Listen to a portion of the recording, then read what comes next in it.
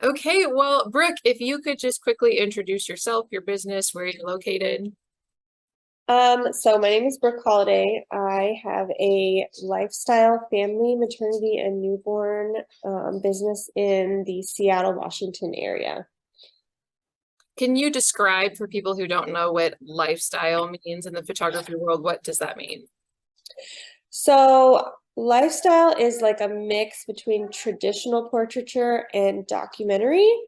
And for me, I actually do all, like all three of those during my sessions. So when I'm shooting, I will get some portraits of everyone looking at the camera or posed in a certain way. And then I'm also going to catch a lot of like moments that are just naturally happening between the family.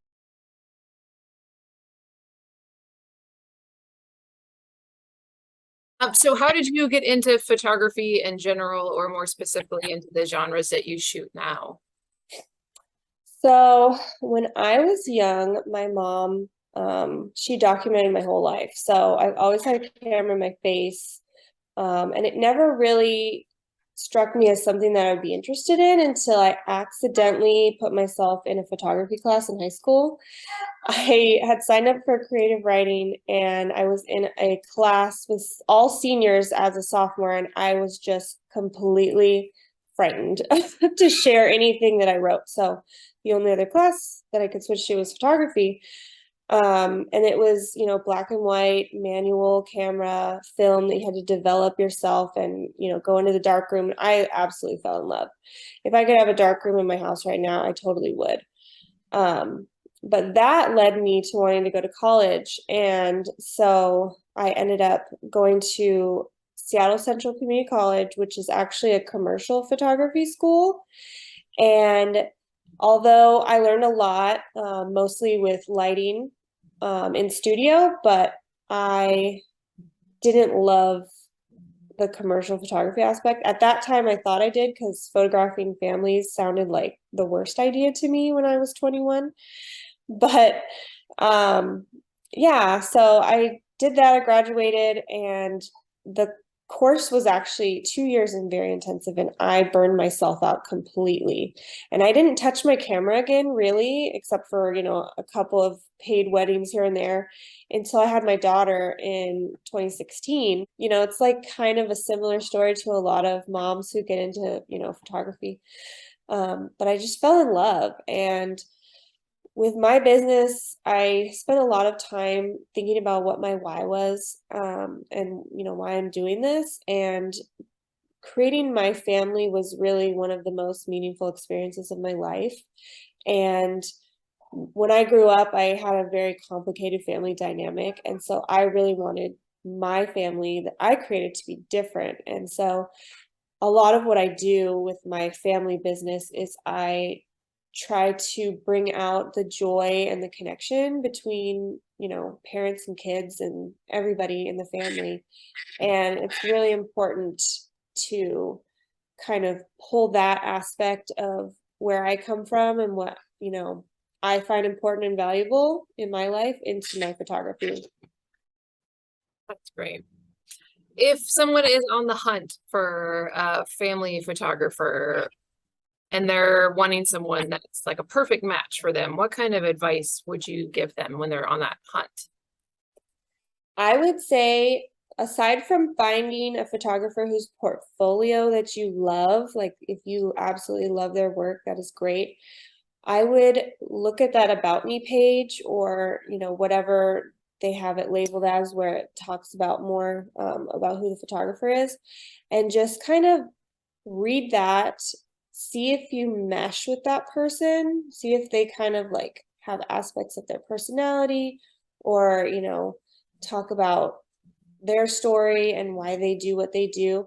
And if you feel like you connect with that person, I think that is leaps and bounds more important, because um, when you are spending time with a photographer, if the way that they work doesn't really mesh with how, your family operates, or, if their personality doesn't really, get along with your kids or you, it can kind of make the whole entire experience a little bit different.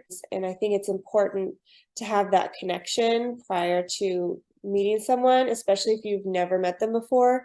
You know, having met someone for the first time as a stranger, it's like a little bit awkward. And I get my photos done every single year, and I have chosen the photographer that I work with not only because she's a great artist, but like she's just chill and like it feels like you're with an old friend.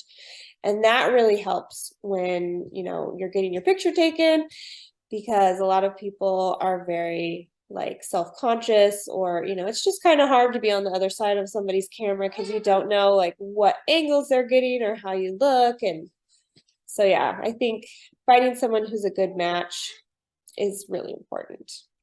So kind of along those lines about having a more laid back family shoot, do you have any other tips or tricks in order to make that happen?